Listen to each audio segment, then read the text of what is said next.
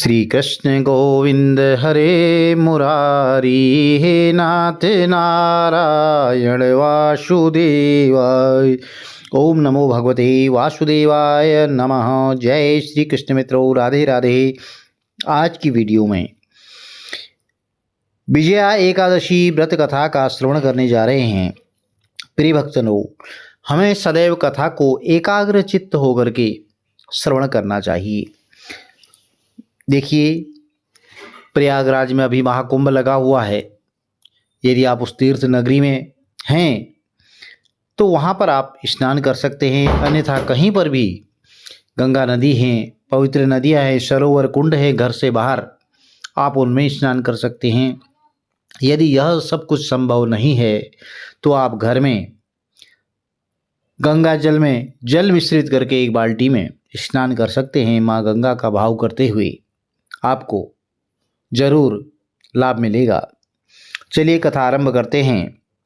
बोली गणपति गजानंद महाराज की जय, श्री हरिविष्णु भगवान की जय। एक बार धर्मराज युधिष्ठिर बोले कि हे जनार्दन, फाल्गुन मास के कृष्ण पक्ष की एकादशी का क्या नाम है, उसकी विधि विधान क्या है, कृपा करके आप मुझे बताएं। तो श्री भगवान बोले, हे राजन, फाल्गुन माह के कृष्ण पक्ष की एकादशी का नाम विजया एकादशी है। इसके व्रत के प्रभाव से मनुष्य को विजय पदा प्राप्त होती है। यह सब व्रतों से उत्तम व्रत है। इस विजया एकादशी के महात्म्य के श्रवण व पठन से समस्त पाप नष्ट हो जाते हैं। एक समय देव ऋषि नारद जी ने जगत पिता ब्रह्मा जी से कहा कि हे महाराज, आप मुझसे फाल्गुन मास के कृष्ण पक्ष की एकादशी का विधि विधान बताएं।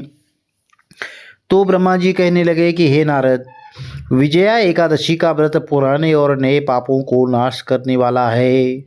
इस विजया एकादशी की विधि मैंने आज तक किसी से भी नहीं कही। यह समस्त मनुष्यों को विजय प्रदान करती है। त्रेता युग में मर्यादा पुरुषोत्तम श्री रामचंद्र जी को जब 14 वर्ष का वनवास हो गया, तब वे श्री लक्ष्मण और सीता जी सहित पंचवटी में निवास करने लगी। वहाँ पर दुष्ट रावण ने जब सीता जी का हरण किया, तब इस समाचार से श्री रामचंद्र जी और लक्ष्मण अत्यंत व्याकुल हुए और सीता जी की खोज में चल दिए।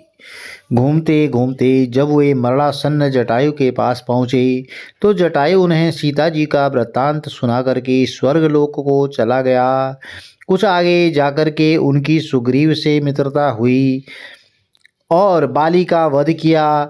हनुमान जी ने लंका में जाकर सीता जी का पता लगाया और उनसे श्री रामचंद्र जी और सुग्रीव की मित्रता का वर्णन किया। वहाँ से लौट करके हनुमान जी ने भगवान राम के पास आकर के सारे समाचार पूरा वृत्तांत बताया। श्री रामचंद्र जी ने वानर सेना सहित सुग्रीव की संपत्ति से लंका को प्रस्थान किया और जब श्री रामचंद्र जी समुद्र से किनारे पहुँचे तो उन्होंने मगरमच्छ आदि से युक्त उस अगाध समुद्र को देख करके लक्ष्मण जी से कहा कि इस समुद्र को हम किस प्रकार से पार करेंगे। तो श्री लक्ष्मण जी ने कहा कि पुराण पुरुषोत्तम, आप आदि पुरुष हैं, सब कुछ जानते हैं। यहाँ से आधा योजन दूर पर कुमारी द्वीप में वग्दालभ्य नाम के मुनि रहते हैं। उन्हें अनेक ब्रह्मा देखे हैं और आप उनके पास जाकर के इसका उपाय पूछिए। तो लक्ष्मण जी के इस प्रकार के वचन सुन करके श्री रामचंद्र जी वग्दालभ्य ऋषि के पास गए और उनको प्रणाम करके बैठ गए। मुनि ने भी उनको मनुष्य रूप धारण किए हुए पुराण पुरुषोत्तम समझ करके उनसे पूछा कि हे राम, आपका आना कैसे हुआ। तो श्री रामचंद्र जी कहने लगे कि हे ऋषि, मैं अपनी सेना सहित यहाँ आया हूँ और राक्षसों को जीतने के लिए लंका जा रहा हूँ। आप कृपा करके समुद्र पार करने का कोई उपाय बताएं। मैं इसी कारण से आपके पास आया हूँ। तो वग्दालभ्य ऋषि बोले कि हे राम, फाल्गुन मास के कृष्ण पक्ष की एकादशी का उत्तम व्रत करने से निश्चय ही आपकी विजय प्राप्त होगी। आप ही साथ आप समुद्र भी अवश्य पार कर लेंगे। इस व्रत की विधि यह है कि दशमी के दिन स्वर्ण, चांदी, तांबा, मिट्टी का एक घड़ा बनाएं। उस घड़े को जल से भर करके 5 पल्लव रख करके वेदिका पर स्थापित करें। उस घड़े के नीचे सतनाजा और ऊपर जौ रखें। इस प्रकार श्री नारायण भगवान की स्वर्ण की मूर्ति स्थापित करें। एकादशी के दिन स्नान आदि से निवृत्त होकर के धूप, दीप, नैवेद्य, नारियल आदि से भगवान की पूजा करें। तत्पश्चात घड़े के सामने बैठ करके दिन व्यतीत करें और रात्रि को भी उसी प्रकार बैठ करके जागरण करें। द्वादशी के दिन नित्य नियम से निवृत्त होकर के उस घड़े को ब्राह्मण को दान दे दें। और हे राम, यदि तुम भी इस व्रत को सेनापतियों सहित करोगे तो तुम्हारी विजय अवश्य होगी। श्री रामचंद्र जी ने ऋषि के कथनानुसार इस व्रत को किया और इसके प्रभाव से दैत्यों पर विजय पाई। इसलिए हे राजन, जो मनुष्य विधि पूर्वक इस व्रत को करेगा दोनों लोकों में उसकी अवश्य ही विजय प्राप्त होगी। श्री ब्रह्मा जी ने नारद जी से कहा था कि हे पुत्र, जो कोई इस व्रत के महात्म्य को पढ़ता है, सुनता है, उसको वाजपेयी यज्ञ का फल प्राप्त होता है। तो प्रिय भक्तजनों, यह छोटी सी कथा थी और आज के दिन जो है एकादशी मैया की कथा भी जरूर श्रवण करनी चाहिए और एकादशी माता की आरती भी करनी चाहिए। ओम जय एकादशी माता मैया, जय एकादशी माता। विष्णु पूजा व्रत को धारण कर शक्ति मुक्ति पाता। ओम जय एकादशी माता। तेरे नाम गिनाऊं देवी भक्ति प्रदान करनी। ओ मैया भक्ति प्रदान करनी। गण गौरव की देनी माता, शास्त्रों में वरनी। ओम जय एकादशी माता। मार्गशीर्ष के कृष्ण पक्ष की उत्पन्ना विश्वतारिणी जनमी। ओ मैया विश्वतारिणी जनमी।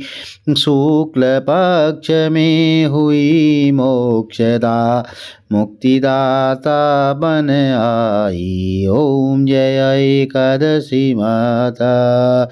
पौष की कृष्ण पक्ष की सफला नामक है। ओ मैया सफला नामक है।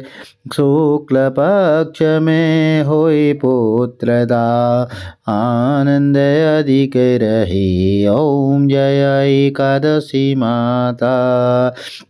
नाम षटतिला माघ मास में कृष्ण पक्ष आवे। मैया कृष्ण पक्ष आवे। शुक्ल पक्ष में जया कहावे, विजय सदा पावे। ओम जय एकादशी माता।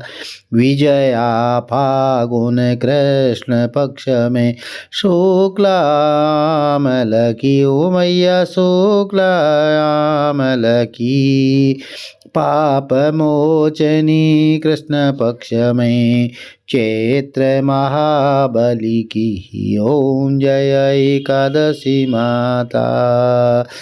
चैत्र शुक्ल में नाम कामदा, धन देने वाली। ओ मैया धन देने वाली। नाम वरुतिनी कृष्ण पक्ष में वैशाख माली। ओम जय एकादशी माता।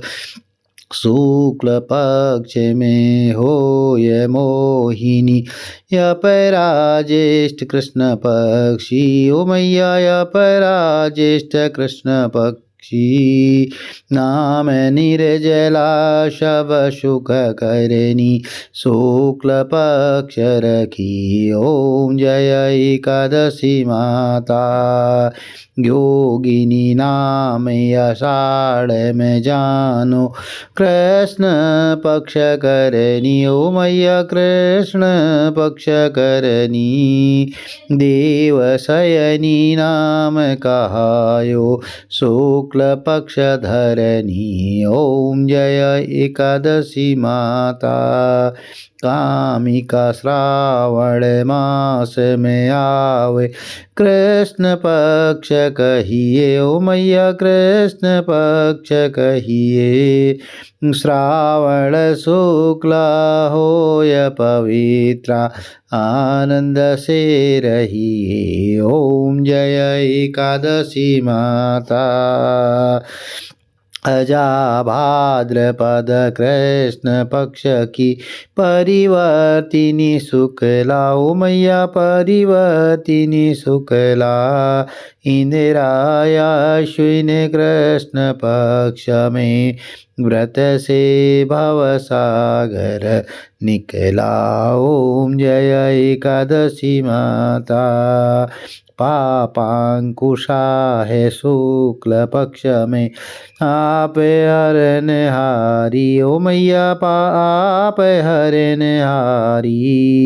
ग्रमामाश कार्तिक में आवे, सुखदायक भारी। ओम जय एकादशी माता।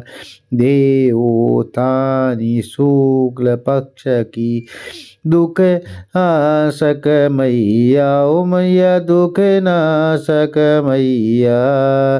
पावन मास में करूं विनती, पार करो नैया। ओम जय एकादशी माता। परमा कृष्ण पक्ष में होती जन मंगल करनी। ओ मैया जन मंगल करनी। शुक्ल मास में होय पद्मिनी, दुखे दारिद्र हरिणी। ओम जय एकादशी माता।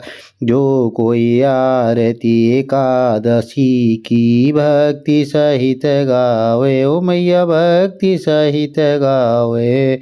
जन गुरदिता स्वर्ग का वासा, निश्चय वह पावे। ओम जय एकादशी माता। ओम जय एकादशी माता। ओ मैया जय एकादशी माता। ओ मैया जय एकादशी माता। विष्णु पूजा व्रत को धारण कर, शक्ति मुक्ति पाता। ओम जय एकादशी माता। आरार्तिकम समर्पयामि, आरार्तिकम समर्पयामि। इस तरह आरती शीतलीकरण करें और आरती लें, प्रसाद भोग लगाएं और प्रसाद लेकर के सब अपने अपने घरों को जाना चाहिए। बोलिए गणपति गजानन महाराज की जय, श्री हरि विष्णु भगवान की जय। प्रिय भक्तों, यदि कथा अच्छी लगी चैनल को लाइक करें, शेयर करें, सब्सक्राइब करें, साथ में बेल आइकन जरूर प्रेस कर दें, जिससे आने वाली वीडियोज की नोटिफिकेशन आपको ठीक समय पर मिल सके। श्री हरि विष्णु भगवान का आशीर्वाद आपके परिवार में, कुटुंब में सदैव बना रही। जय श्री कृष्ण। राधे राधे।